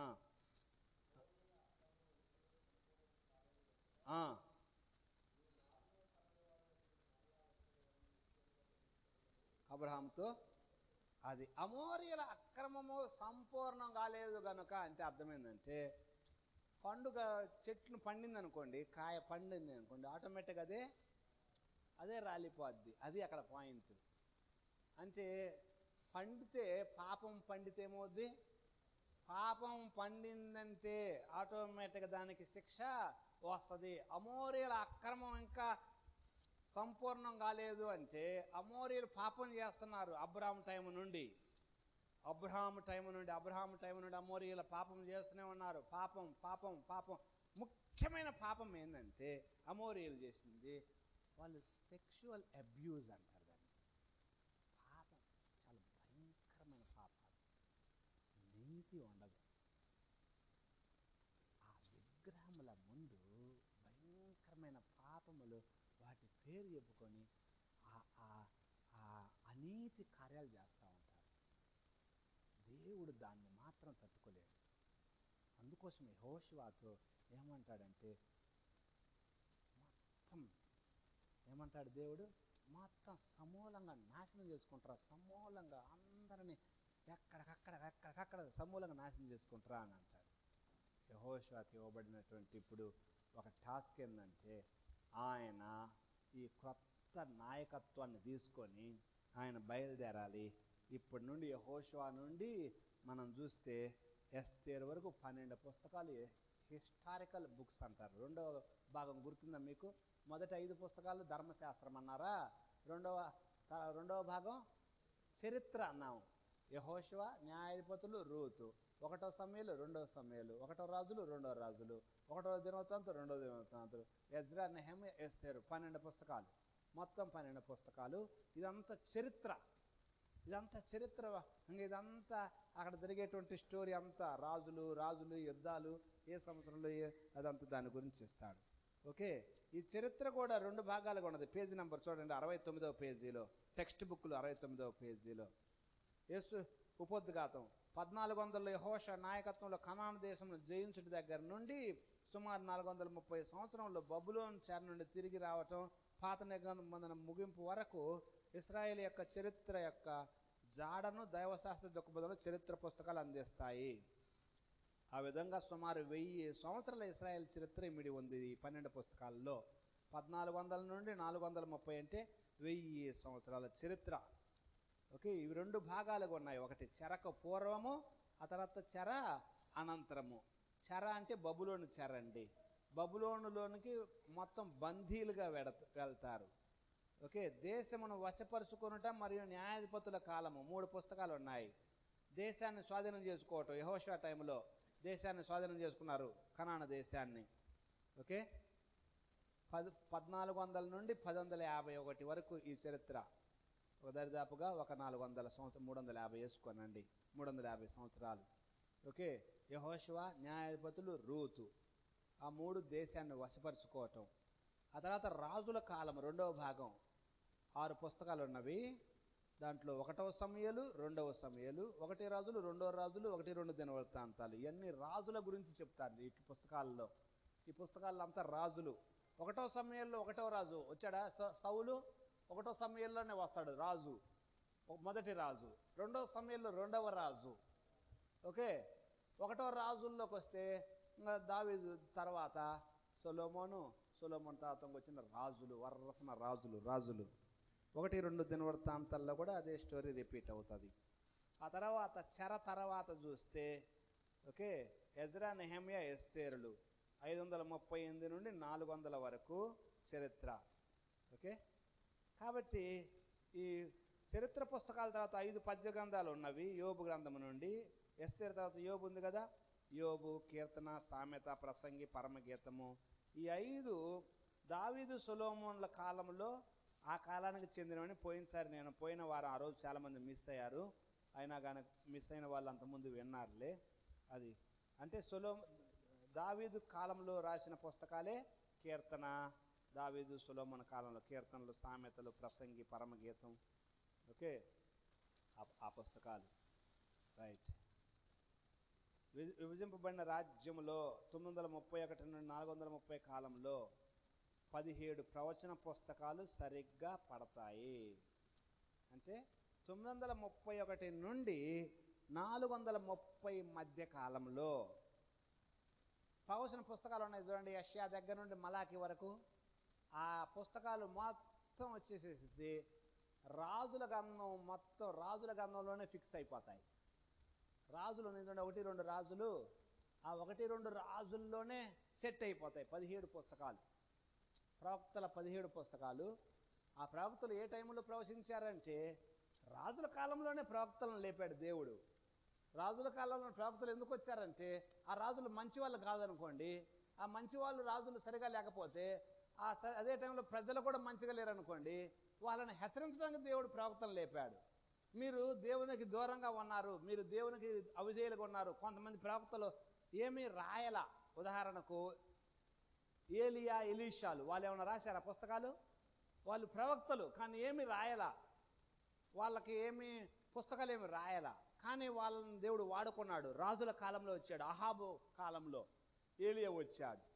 అహాబు తర్వాత కూడా మళ్ళీ ఏలియా తర్వాత ఎలీషా వచ్చాడు. అది చూస్తాం మనం. కానీ కొంతమంది రాశారు, పుస్తకాల రూపంలో రాశారు. యెషయా దగ్గర నుండి మనం చూస్తే ఇంకొంతమంది ప్రవక్తలు కూడా ఉన్నారు. మీరు చూస్తే దినవృత్తాంతాల్లో చూడండి, జాగ్రత్తగా గమనిస్తూ ఉండండి, చదువుతూ ఉండండి. కొంతమంది ప్రవక్తలు ఉంటారు అక్కడ. ఆ ప్రవక్తలు వాళ్ళు ఏమి రాయాల పుస్తకాలు, కానీ వాళ్ళు చాలా పని చేశారు, అత్యద్భుతమైన పని చేశారు ఆ టైంలో. ఓకే, కాబట్టి ఈ ప్రవక్తల 17 పుస్తకాలన్నీ కూడా మనము ఆ రాజుల గ్రంథంలోనే ఇమడ్చవచ్చు. ఓకే, దేశమంతా ఆ పక్క పేజీలో చూస్తే మీకు ఒక మ్యాప్ ఇచ్చాడు చూడండి. దొరికిందా మ్యాపు? 70వ పేజీలో. ఆ మ్యాప్కి మీరు ఒకవేళ ఇంటి దగ్గరికి వెళ్ళిన తర్వాత ఇట్లా రంగులు వేసుకోండి. ఒక్కొక్క గోత్రానికి ఒక్కొక్క కలర్ దిద్దుకోండి. ఒక్కొక్క గోత్రానికి ఒక్కొక్క కలర్ దిద్దుకున్నారనుకోండి, స్పష్టంగా తెలుస్తుంది. కింద ఏం గోత్రం ఉంది? కింద షిమియోన్ ఉంది, ఆ తర్వాత యోధా ఉంది. యోధాకి లెఫ్ట్ సైడ్లో దాన్ ఉంది. దాను పైన కూడా ఉంది చూడండి, పైన సీదోనీయుల కింద దాను ఉంది చూడండి. ఉందా? దొరికిందా దాను? దాను ఎక్కడ ఉంది? అక్కడ ఉంది. ఓకే, అంటే దానీయులు ఎక్కడ ఉన్నారు అక్కడ కూడా వెళ్ళి అక్కడ నివసించారు. అది న్యాయాధిపతుల్లో దొరుకుతుంది, మనకు తర్వాత వస్తాము. దాను గోత్రీకులు ఎక్కడ ఉన్నారు, ఇక్కడ నుండి వెళ్ళిపోయి దూరంగా కూడా నివసిస్తారు. ఆ తర్వాత యోధా ఈ పైన బెన్యామీన్ ఉన్నాడు. యోధా బెన్యామీనులే చివరిదాకా కలిసి ఉన్నారండి. అది గుర్తుపెట్టుకోవాలి మీరు. ఇశ్రాయేలీయుల రాజు, మొదటి రాజు సౌలు ఏ గోత్రం చూసారా? జాగ్రత్తగా గమనించండి. సౌలు బెన్యామీన్ గోత్రం. ఓకే, న్యాయాధిపతులలో మనం వస్తాం. అక్కడికి వచ్చినప్పుడు స్టోరీ విచిత్రంగా ఉంటుంది. అక్కడ వచ్చినప్పుడు చెబుతాను నేను. ఆ బెన్యామీనులోంచి ఒక రాజు సౌలు వచ్చాడు. యోధా గోత్రీకుడైనటువంటి దావీదు 2వ రాజుగా వస్తాడు. మీరు ఇంకా అక్కడ తర్వాత చూస్తే మీరు చూడండి, ఓకే, పైన ఎఫ్రాయిము ఉన్నాడు. ఎఫ్రాయిముకు ఆ పైన మనష్షే ఉన్నాడు. దొరికిందా? ఆ మనష్షే తర్వాత ఇస్సాకారు ఉన్నాడు. ఇస్సాకారు తర్వాత జెబులును, నఫ్తాలి, ఆషేరు. ఓకే, ఆ రైట్ సైడ్లో మనష్షే ఉన్నాడు, గాదు ఉన్నాడు, రూబేన్ ఉన్నాడు. రైట్ సైడ్లో మళ్ళా మనష్షే కూడా ఇటువైపు అనమాట. సగం మందికి ఇటు, సగం మందికి అటు ఇచ్చారన్నమాట. Okay, right. ఇప్పుడు చెరకు ముందున్న 9 చరిత్ర పుస్తకాలలో మొదటిది యెహోషువ. యెహోషువ టైంలో వాగ్దాన దేశాన్ని స్వతంత్రించుకోవటం గురించి ఉంటుందండి. 1 నుండి 5 అధ్యాయాలలో రెడీ అవ్వటం, 1 నుండి 5 అధ్యాయాలు సిద్ధపడటం, యుద్ధానికి పోవడానికి సిద్ధపడటం. యెహోషువ వాళ్ళందరికీ ఆదేశం ఇస్తాడు, వేగుల వారిని పంపిస్తాడు. యోర్దాను నదిని దాటడానికి దానికి ముందుగా దేవుని దూత వచ్చి, యెహోవా దూత వచ్చి యెహోషువతో మాట్లాడటం 5వ అధ్యాయంలో ఉంటుంది. అక్కడ 6 నుండి 12 అధ్యాయాలలో దేశమంతా స్వతంత్రించుకున్నారు. ముందుగా సెంట్రల్ పార్ట్, ముందు సెంటర్గా వెళ్తారు, ఆ తర్వాత దక్షిణంగా వెళ్తారు, ఆ తర్వాత ఉత్తరం వైపు వెళ్తారు. అది వాళ్ళ యొక్క స్ట్రాటజీ అంటే ఒక ఎట్లా ఎత్తుగడి వేశారనేటువంటిది. ముందు సెంట్రల్ పార్ట్ స్వాధీనం చేసుకున్నారు, ఆ తర్వాత దక్షిణం కింద భాగం, ఆ తర్వాత పై భాగం. ఆ తర్వాత దేశం విభజన చేయబడింది 12 గోత్రాల మధ్యలో. షిలోహులో కేంద్రీయ ఆరాధన స్టార్ట్ అయింది. ఆశ్రయపురాలు, లేవీలకు పట్టణాలు. వారందరి నిజానికి మొత్తాన్ని వెళ్ళగొట్టలేదు, ఇంకా కొంత డ్యూటీ వాళ్ళకు ఇచ్చాడు యెహోషువ. ఇంకా మీకు డ్యూటీ ఇస్తున్నాను, మీరు మీ జనాంగం మధ్యలో కనానీయులు ఉన్నారు, పూర్తిగా వాళ్ళని మీరే స్వాధీనం చేసుకోనండి అని ఇంకా డ్యూటీ ఇచ్చి ఆయన ముగించటం అయిపోద్ది. 1 నుండి 5 అధ్యాయాలలో 1 నెల జరుగుతుందండి. 1 నుండి 5 అధ్యాయాలు మీరు రాసుకుంటే దాంట్లో రాసుకోండి. 1 నుండి 5 అధ్యాయాలు 1 నెల. ఓకే, తర్వాత పేజీలో ఉందా ఏమైనా? లేదు, అక్కడ రాసుకోనండి. 1 నుండి 5 అధ్యాయాలు 1 నెల. 6 నుండి 13 అధ్యాయాల వరకు 7 సంవత్సరాలు పట్టుద్ది. 6 నుండి 13 అధ్యాయాలు 7 సంవత్సరాలు, అంటే 13 అధ్యాయం 7వ వచనం వరకు అన్నమాట. అంటే దేశాన్ని స్వతంత్రించుకోవటం వరకు 7 సంవత్సరాలు. ఓకే,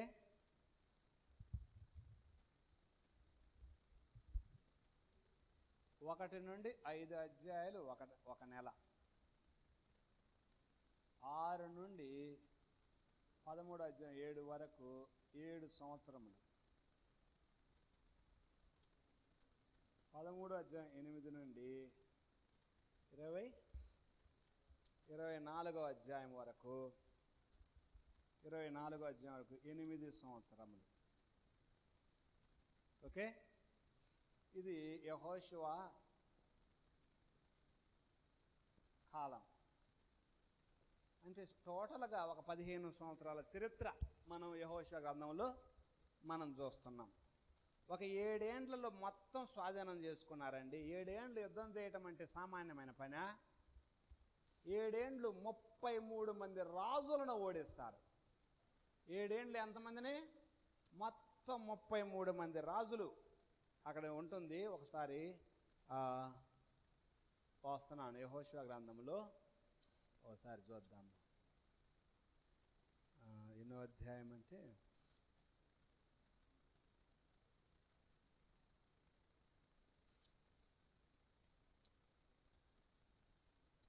12వ అధ్యాయంలో చూడండి ఒకసారి. 12వ అధ్యాయంలో ఓగు సీహోన్లు ఆల్రెడీగా జయించారు. అది తూర్పు వైపున యోర్దానుకు. ఆ తర్వాత 9వ వచనం నుండి 8వ వచనం మన్యములోను, లోయలోను, సెఫెల ప్రదేశములో, చెరియల ప్రదేశములో, అరణ్యములో, దక్షిణములో ఉండిన హిత్తీలు, అమోరీయులు, కనానీయులు, పెరిజ్జీలు, హివ్వీయులు, యెబూసీయులను వారి రాజులను ఇశ్రాయేలీయులు పట్టుకొనిరి.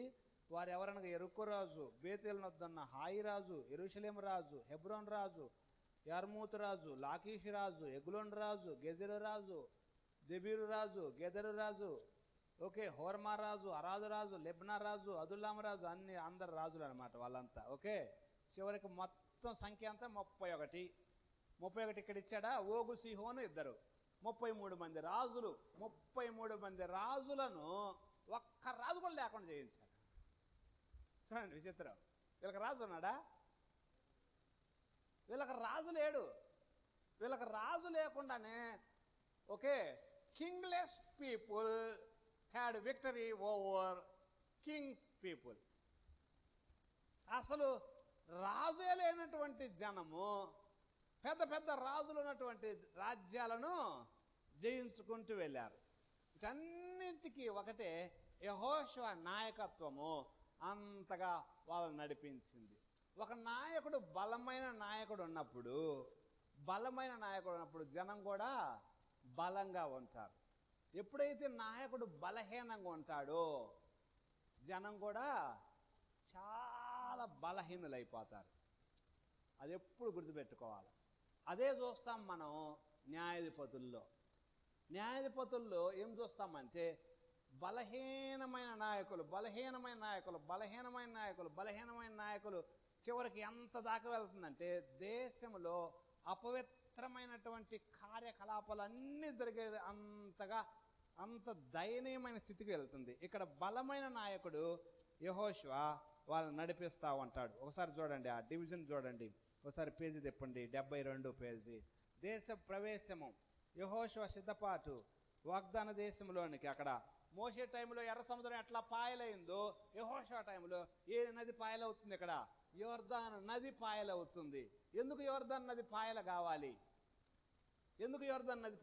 చెప్పండి, కొద్దిగా ఆలోచించండి.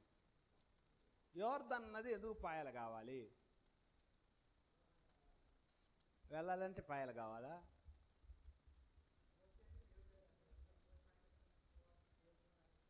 ఓకే. మోషే టైంలో ఎర్ర సముద్రం పాయలైంది కదా. యెహోషువ కూడా మోషేకు తోడుగా ఉన్నట్టే దేవుడు యెహోషువకు కూడా తోడుగున్నాడు. నిదర్శనం ఇది. మోషేకు తోడుగా ఉన్నట్టే సామాన్యంగా ఒక బలమైన లీడర్ చనిపోయాడు అనుకోండి, తర్వాత ఇంకొక నాయకుడు వచ్చాడు అనుకోండి, ఆ నాయకుడిని జనం అంతకుముందున్న నాయకుడిని యాక్సెప్ట్ చేసినట్టుగా యాక్సెప్ట్ చేస్తారా? యాక్సెప్ట్ చేయరు. మీకు అర్థమవుతున్న పాయింట్? ఆ మోషే అంటే ఓ హీ సూపర్, యెహోషువ అంటే నాట్ సో సూపర్. ఓకే, వస్తుందా రాదా ఐడియా? మనసులో ఉంటుందా ఉండదా? మోషే దేవునితో ముఖాముఖిగా మాట్లాడేవాడు. మోషే పర్వతం మీదకి పోతే ఇన్ని రోజులు ఉండేవాడు. ఆయన ఫైర్ అంటే అది వాళ్ళలో ఉన్నటువంటి ఆలోచన. యెహోషువ అంటే అంత కాదు అనేటువంటిది. కానీ దేవుడు యెహోషువ నాయకత్వాన్ని మోషే నాయకత్వం లాగా బలపరచాలంటే ఇప్పుడు దేవుడు ఏం చేయాలి? వీళ్ళ ముందు ఒక ఆశ్చర్యం చేయాలి. ఎర్ర సముద్రం ఎట్లయితే పాయలైందో ఇక్కడ యోర్దాను నది పాయలు కావాలి. యోర్దాను నది పాయలు కావాలా? ఎట్లయితే యాజకుల ముందు బయలుదేరారా వెంటనే యోర్దాను నది పాయలైపోయింది. అది యోర్దాను నది పాయలైందా? దేవుడు రుజువు చూపించాడు. ఓకే, యెహోషువ ఎట్లయితే దేవుడు మోషేకు తోడుగున్నట్టే యెహోషువకు కూడా తోడుగున్నాడు. అందుకే అక్కడ అంటాడు, దేవుడే అంటాడు యెహోషువ గ్రంథంలో చూడండి 1వ అధ్యాయంలో అక్కడ ఏముందంటే, నేను మోషేకు తోడై ఉండినట్లు నీకును తోడై ఉండేదను అని ఉందా? ఎన్నో వచ్చిన అది చూడండి జాగ్రత్తగా. ఎన్నో వచ్చినవయ్యా? 5. రైట్.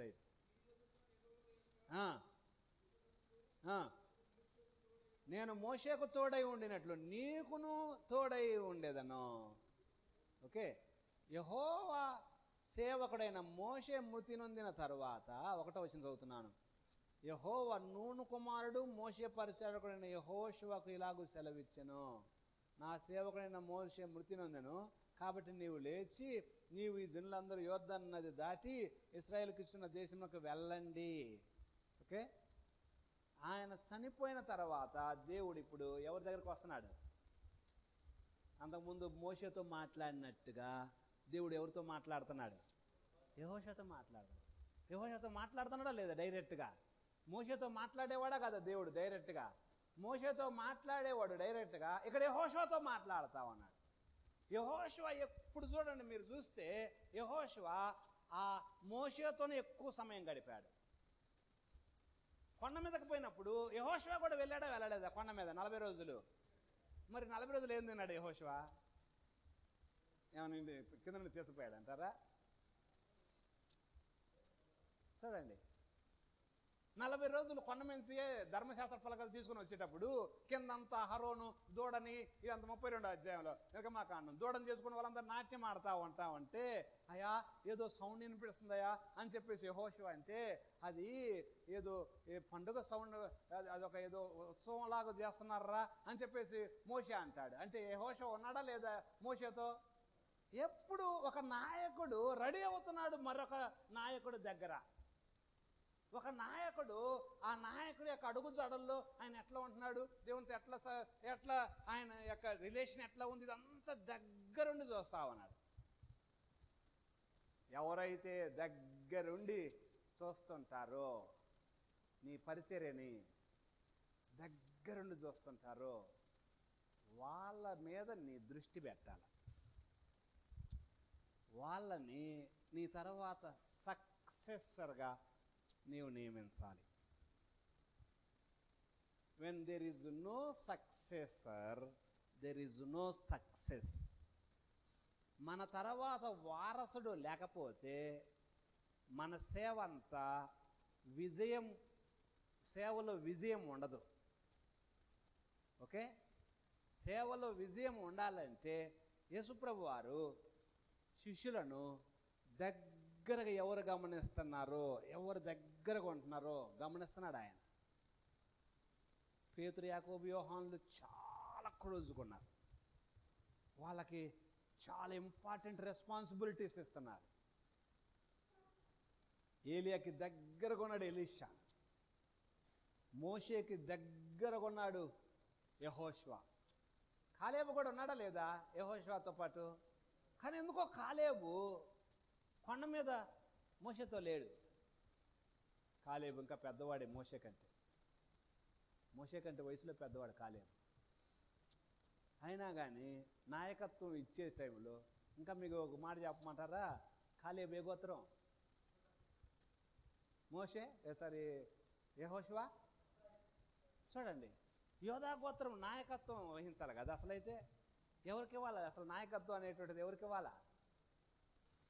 చూడండి, కాలేబుకి ఇవ్వాలి కదా అసలైతే గోత్రం. ఎందుకంటే గోత్రం నాయకత్వం వహించే గోత్రము. కానీ ఎందుకో దేవుడు యెహోషువకి ఇచ్చాడు. ఎందుకంటే యెహోషువ దగ్గరుండి అంతా నేర్చుకుంటున్నాడు. చాలా సాక్రిఫైస్ చేశాడు యెహోషువ. ఎన్నిసార్లు కొండ మీదకి మోషే వెళ్తాడా అన్నిసార్లు యెహోషువ వెళ్తూనే ఉన్నాడు. ఆయన గుడారంలో కాసుకొని ఉంటా ఉన్నాడు. మోషే దగ్గరుండి చేతుల మీద నీళ్లు పోస్తా ఉన్నాడు, పరిచారం చేస్తా ఉన్నాడు అని అక్కడక్కడ రాస్తారు, మీకు తెలిసినవి ఇవన్నీ. అంటే మోషే దగ్గర ఉండి నేర్చుకుంటా ఉన్నాడు. ఎప్పుడైతే ఈ రోజుల్లో చాలా మంది ఏం చూస్తా ఉన్నారంటే, నాకు పదవి కావాలని చూస్తారు కానీ పరిచర్య కావాలని చూసేవాళ్ళు తక్కువ. నేను పరిచర్య చేస్తాను వచ్చే టయానికి నా చేతుల నుండి ఎవరు లాక్కోలేరు అనేటువంటిది అర్థం చేసుకోవాలి మనం.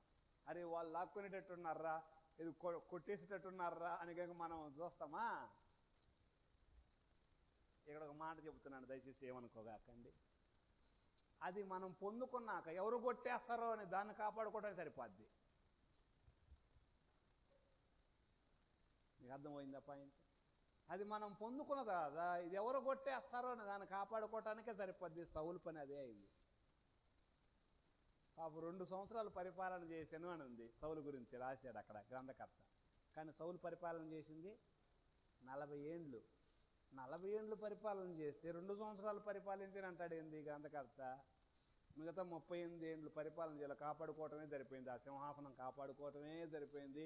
ఆ కాపాడుకునే పనిలో వాడిని చంపాలా, వాడిని వెయ్యాలా, వాడు ఎక్కడ దొరుకుతాడో చూడండిరా, దొరికిన చోట చంపండిరా అని ఇదే పని కాదా సౌలుకి? ఎప్పుడు చేసుకుంటాడు వీడు ఈ సింహాసనం ఎప్పుడు కొట్టేస్తాడని దాన్ని కాపాడుకోవటమే సరిపోయింది. పరిచర్య చేసి నీవు సంపాదించుకున్నది నీ చేతిలో ఎవడు ఎవడు కొట్టేయలేడు. నువ్వు దాని గురించి హాయిగా గుండెల మీద చేసుకొని పనుకొని నిద్రపోవచ్చు. ఏం బాధపడలేదు, పడాల్సిన పని లేదు. ఈ మధ్య దేవుడు నాకు ఒకరోజు అంటున్నాను నా భార్యతో, వాళ్ళు చర్చికి భలే పోతున్నారే జనం అంటా ఉంది. నేను అన్నాను, కానీ వాళ్ళు కూడా ఉంది మన దేవుని పొలంలోనేగా.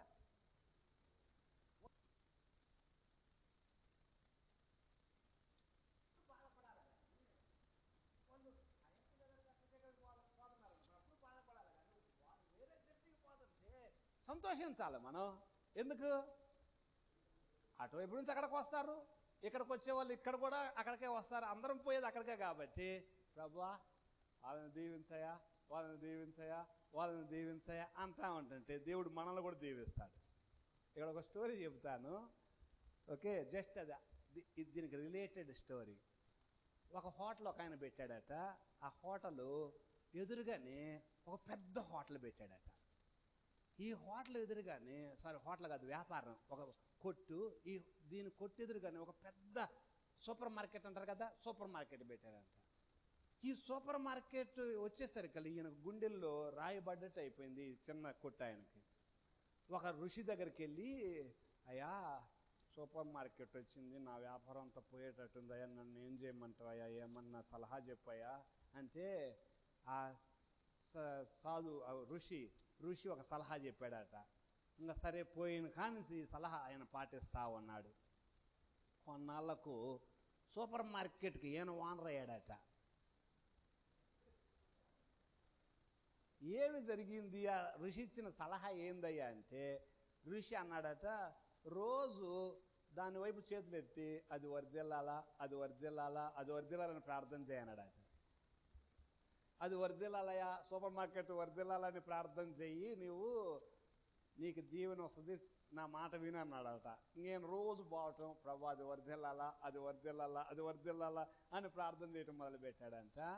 సూపర్ మార్కెట్ స్థాపించిన ఆయన ఉన్నాడే ఓనర్ గారు, నాకు ఇదంతా కొత్తగా ఉంది వ్యాపారము, ఆ మనిషి ఎప్పటి నుంచో వ్యాపారం చేస్తున్నాడు, ఆ మనిషిని దీంట్లో తీసుకుంటే అతను బిజినెస్ బాగా చేస్తాడని, అయ్యా నీవు దీంట్లోకి వచ్చే వ్యాపారం చేసి నీకు శాలరీ ఇస్తా అన్నాడట.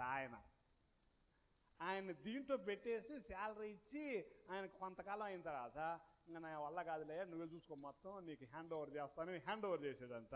ఈయన ఓనర్ అయిపోయాడు దానికి. మనం ఏం ప్రార్థన చేయాలి? వాళ్ళని దీవించయా, వాళ్ళని దీవించయా, వాళ్ళని దీవించయా, నన్ను కూడా దీవించయా. మనం ఎప్పుడు ఎదుటి వారిని దీవించమంటే దేవుడు మనల్ని దీవిస్తాడు అంతే. దేవుడు దీవిస్తాడు అంతే. మనలో మత్సరము, కుళ్ళు ఉంటే అదేమవుద్ది? అది మన ఎముకలను పాడు చేస్తుంది, కీడు చేస్తుంది, మన ఎముకలను కుళ్ళిపోయేటట్టు చేస్తుంది. అవి వద్దు మనకు. ప్రభా వాళ్ళు బాగుండాలి ప్రభా, బాగుండాలి ప్రభా. ఇంకా నా ఆశ ఏందో తెలుసిన, ఎప్పుడైనా మీటింగ్ పెడితే వేరే సేవకులను కూడా పిలిచి పోటీగా పెట్టేటువంటి ఆ సేవకులు ఇక్కడ రండి, మీరు కూడా అరగంట వాక్యం చెప్పండి అని చెప్పాలనిపిస్తుంది నాకు. ఇట్లా పిలుద్దాం అమ్మాయి అన్నాను మొన్న మా మిస్సెస్ అంటే, వద్దు అట్ట పిల్లగాకయ్యా, నీకు దండం పెడతా అంటుందా. అట్ట పిల్లగాకు, వద్దులే, నువ్వు మనసులో ఉన్నది మళ్ళా అవన్నీ చేయగాకు, ఏం లేదు, ఆయన కూడా పిలిచామనుకోండి మన మీద వైరం ఏమన్నా ఉంటే తొలగిపోద్ది కదా, అది నా ఆలోచన. ఏం ఉండదు, మనం ఆయన అందరం కలిసి దేవుని పనే కదా చేసేది అంటా ఉన్నా నేను. అంటుంటే వద్దులే ఎమ్మడికి చేయగాక అంటుందా ఆమెకు పాపం. మళ్ళీ వీళ్ళంతా అందరూ ఒకటే అనేటువంటిది మనకు వేరే భావంతో తీసుకొస్తారేమో వేరే వాళ్ళు, వద్దులే అట్లా చేయగాక అంటుందాన్ని. కానీ మనము అందరము ఐక్యంగా ఉండటం వలన చేయి కలిస్తే ఏమవుద్ది? బలమే. కానీ చేయి విడిపోతే బలహీనమే. చేయి కలిస్తే బలం. చూడండి ఇక్కడ యెహోషువ దేని గురించి వచ్చింది మాట? దేని గురించి? ఆశీర్వదించటం గురించి వస్తుంది. Okay, right. దేవుడు తోడుగొన్నాడు, మోషేకు తోడుగొన్నట్టే యెహోషువకు తోడుగొన్నాడు. ఎర్ర సముద్రం పాయలైనట్టుగానే యోర్దాను పాయలు కావాలా. పాయలు అయితేనే ఇప్పుడు ఓ మోషేకి ఎట్లయితే దేవుడు తోడుకున్నాడు, యెహోషువకు కూడా దేవుడు తోడుకున్నాడు రా. ఎర్ర సముద్రం అయిపోయిందా? యోర్దన్ నది అయిపోయిందా? యోర్దన్ నది అయిపోకుండా ఎదుటిగా ఉన్నది ఫస్ట్ అటాక్ ఎరుకో. అక్కడ చూస్తాం మనం. ఓకే, అక్కడ చూడండి, ఇక్కడ బుక్లో 72 దేశమును జయించేటువంటిది. ఓకే, జ్ఞాపకార్థం ఒక రాళ్ళు పెడతారండి. దానికి ముందుగా ఒక మాట చెప్తాను ఇక్కడ. ఓకే, యోర్దన్ నది దాటారా వాళ్ళు? యోర్దన్ నది దాటగానే జ్ఞాపకార్థంగా ఒక రాళ్ళు, అక్కడ రాళ్ళను నిలబెడతారు అని ఉంది చూడండి 3వ అధ్యాయంలో. ఓకే, అక్కడ దాటక మనం వాటిని చూసి 3 దినముల తర్వాత నాయకులు పాలన తిరుగుతూ, ఒక్క నిమిషం అండి, ఎన్నో వచ్చిన అక్కడ గట్లన్నిటి మీద 14 వచ్చిన చూడండి. ఆ తర్వాత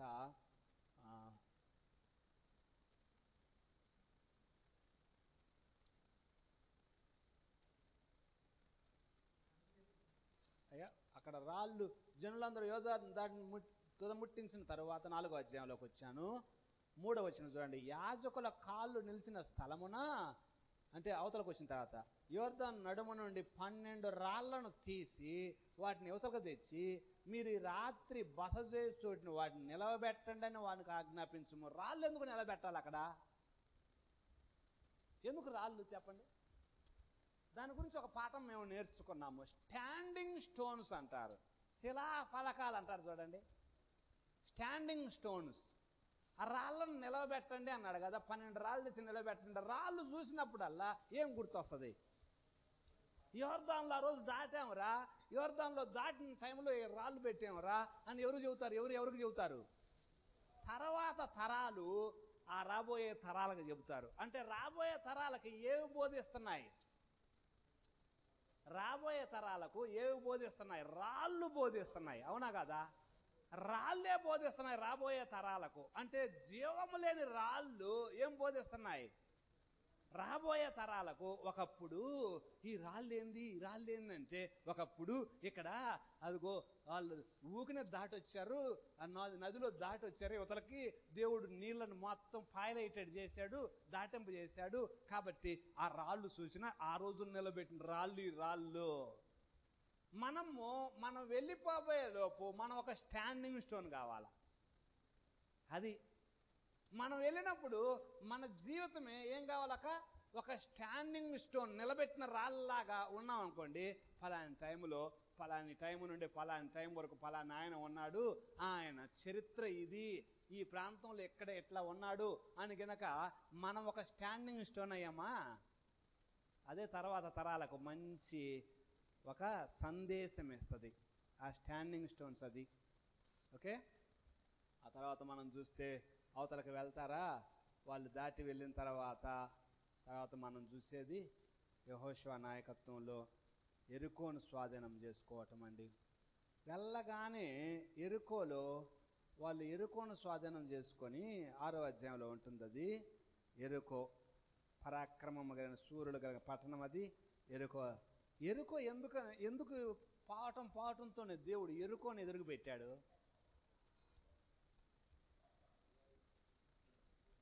స్కూల్లోకి చేరటంతో ఇంత పెద్ద పుస్తకం ఇచ్చిన చదువు అంటే వాడు 2వ రోజు బడికి వెళ్తాడా?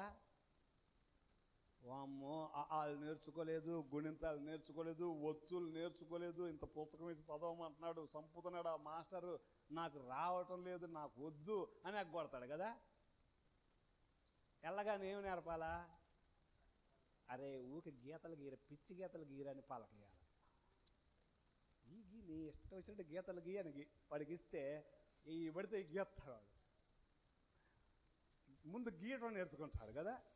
గీయటం నేర్చుకున్న తర్వాత ఆ మరుసటి రోజు, 2వ రోజు, 3వ రోజు, 4వ రోజు అంగరారా అయిపోయిందా గీతలు గీయటం, బల్పం అయిపోయిందా, కొత్త బల్పం తేనరని కొత్త బల్పం ఇచ్చి ఎట్లా గీయాలన్నా అనుకోండి, ఎట్లా గీయాలన్నా అప్పుడు నేర్చుకుంటాడు వాడు.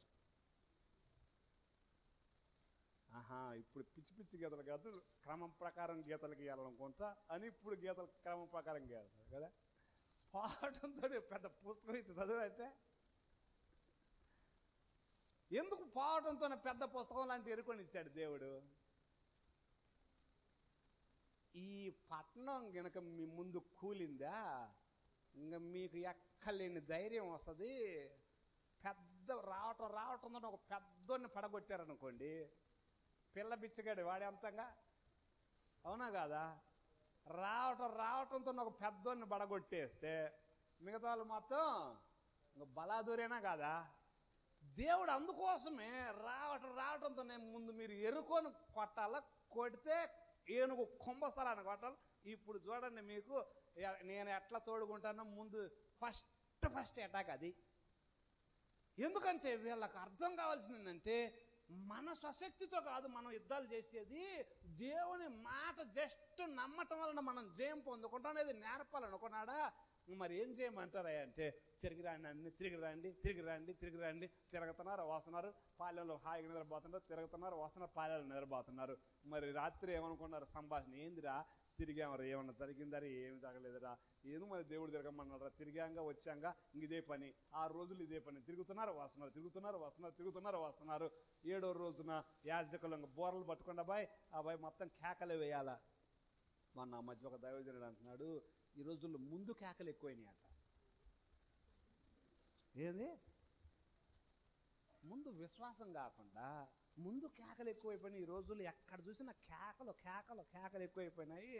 అసలు ముందు విశ్వాసం ఉండాలా, తర్వాత చివరికి కేకలు. ఎప్పుడు కేకలు? జయం పొందుకునే ముందు కేకలు ఉండాలి, కానీ ముందు కేకలు ఎక్కువైపోయినాయి అంటున్నాడు ఒక దైవజనుడు. ఎవరిని ఉద్దేశించి కాదండి, జరుగుతున్న సంఘటన ఎట్లా ఉంది అంటున్నాడు ఆయన. చెప్తున్న మాట చెప్తున్నాను నేను. ఎక్కువ కేకలు, సాతానా వెళ్ళరా బయట అంటున్నారు. ఇలా సాతాన్తో ఒక ఆయన ఇది ఆ మధ్య రారా చూసుకున్నా, దమ్ముంటే రారా అంటున్నాడు ఆయన. నిజమండి, ఒక ఆయన ఒకసారి మీటింగు, దమ్ముంటే రారా చూసుకుందాం అంటున్నాడు. ఒక సేవకుడు స్టేజ్ మీద ఉండి ఎవరిని పిలుస్తున్నాడు తెలుసు? నా సాతాన్ని పిలుస్తున్నాడు. రారా చూసుకుందాం రారా అంటున్నాడు. చూసుకుందాం రా అంటే ఒక ఆయన అంటాడు పక్కన, నిద్రపోయేవన్నీ లేవటం ఎందుకండి అంటున్నాడు.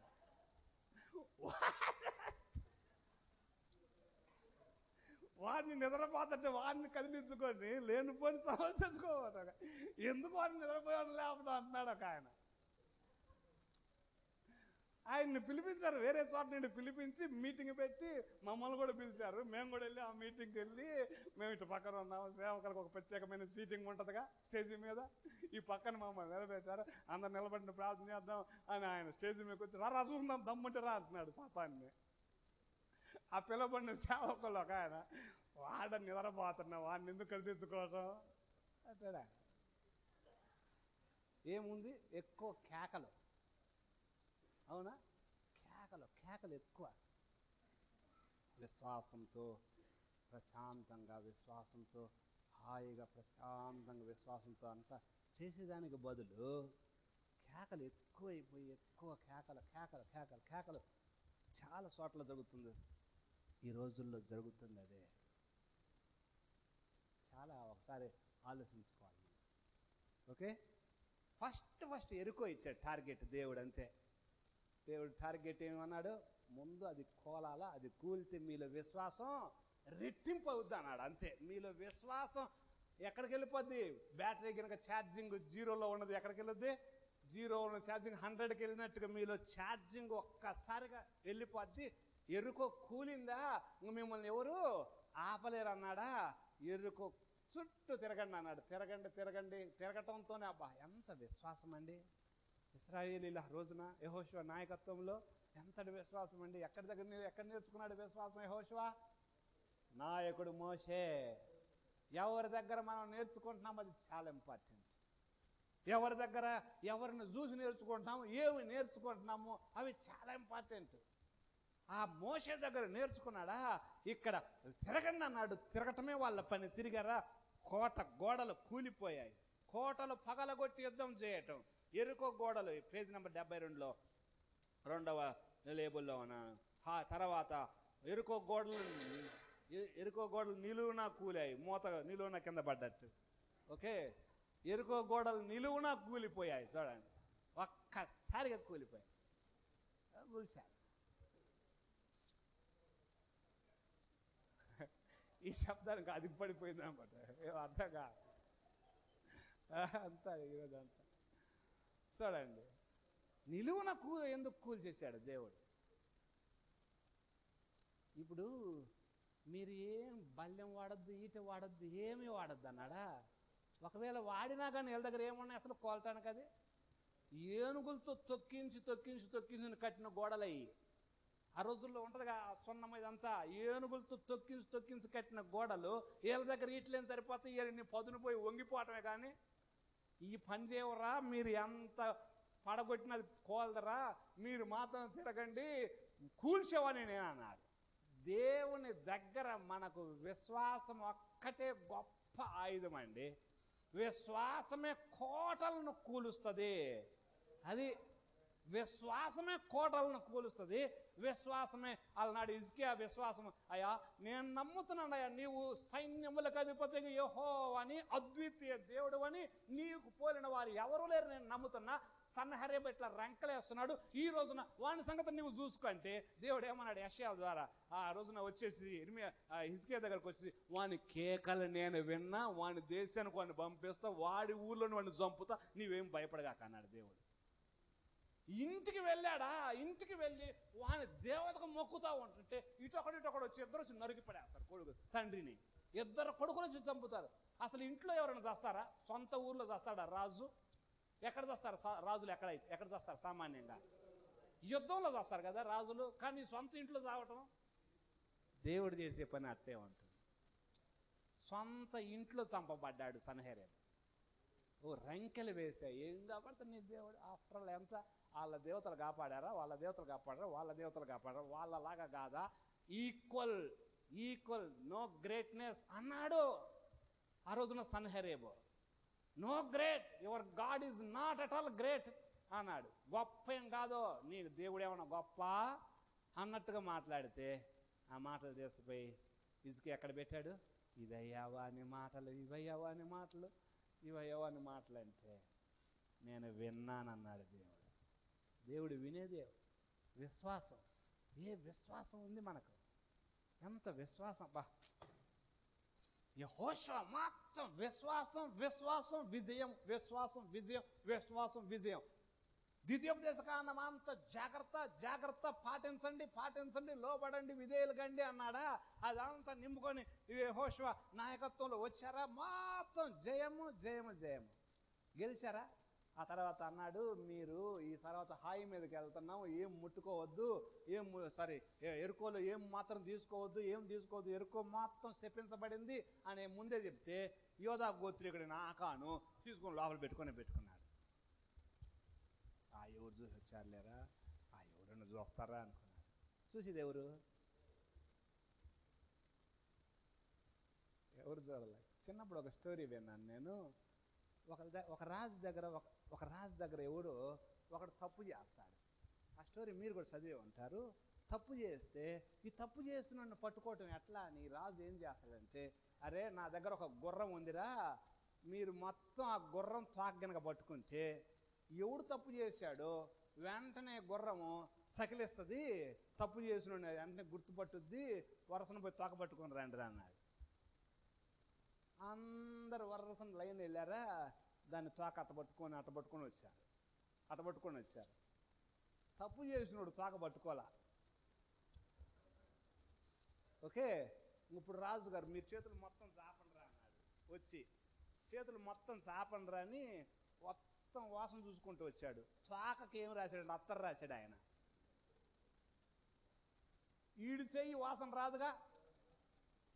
వాసన రాదు కాబట్టి వెంటనే నువ్వేరా తప్పు చేసినోడు అంటే, క్షమించండి అయ్యా నేనే అన్నాడు. గుర్రానికి ఏం తెలుసు, తోకకేం తెలుసు? ఆయనకు తెలుసా ఎవడు తప్పు ఎట్టబట్టుకోవాలని ఆయనకు తెలుసు. దేవుడు చూస్తాడా చూడడా? ఆకాను అనుకున్నాడు ఎవడు చూసి వచ్చారులే అనుకున్నాడు.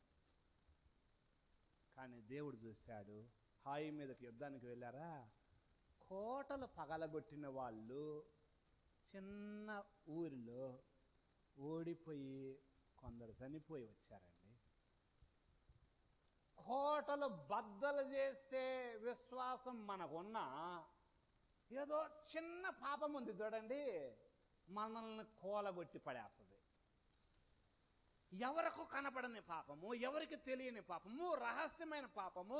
ఆ పాపము ఏదో నా గురించి నాకు తెలుసు, మీ గురించి మీకు తెలుసు. ఎక్కడ నీవు వీక్గా ఉన్నావో జాగ్రత్త సుమా, కూల్చి పడేస్తుంది, చంపివేస్తుంది. చివరికి నిన్ను, ఈ మాటలు దయచేసి అపార్థం చేసుకు, సర్వనాశనం చేస్తుంది. ఆకాను యోధా గోత్రీకుడు, తను వచ్చిపోయాడు. ఇంటి వారి మొత్తానికి రాళ్ళ కొప్పల కింద పడి చచ్చిపోయారండి పాపం. ఎక్కడికి వచ్చారు? 40 ఏండ్లు వెయిట్ చేసి వాగ్దాన దేశంలోకి పోతే బాగుండురా అనుకొని వచ్చారా? రాలేదా? రావటంతోనే అనుభవించారా? వాగ్దాన దేశ ఫలాలను అనుభవించారా? ఇండ్లల్లో ఉన్నారా? ద్రాక్ష తోటలు నాటుకొని అనుభవించారా? ఏమీ అనుభవించలేదు. మొత్తం పాపం అనుభవించకుండానే పోయి జీవితం. సరే, చాలా దాన్ని ముందు కడుక్కో, నీకు తర్వాత విజయం అన్నాడు దేవుడు. పాపం ఉన్నప్పుడు దేవుడు ఆయన పని చేయలేడు. పాపం ఉన్నప్పుడు దేవుడు పని చేయలేడు. దాన్ని కడుక్కుంటేనే దేవుడు పని చేయగలడు. అది పరిష్కరించబడిందే, ఆ తర్వాత పోయి జయం పొందారు. వచ్చే వారం చూద్దాం, మిగిలింది ముగిస్తున్నాను. ప్రభా మీకు వందనాలయ్యా. ద్వితీయోపదేశకాండం యెహోషువలో ఎన్నో పాఠాలు మాకు నేర్పుతున్నారు అయ్యా. మీరే మాకు తోడుగుండి సహాయం చేయండి. ఇంకా అనేక విషయాలు మాకు నేర్పండి, మహిమ పొందండి. జాగ్రత్తగా ఉండటానికి సహాయం చేయండి. కోటలు కూల్చే విశ్వాసం మాకు ఇవ్వండి. మా మీదకి మేమే సర్వనాశనం తెచ్చుకునే అవిధేయత దూరం చేయండి. అవిధేయత దూరం చేయండి. మీకే మహిమ. యేసయ్య నామం ప్రార్థిస్తున్నాం తండ్రి, ఆమేన్. అందరికీ వందనాలండి.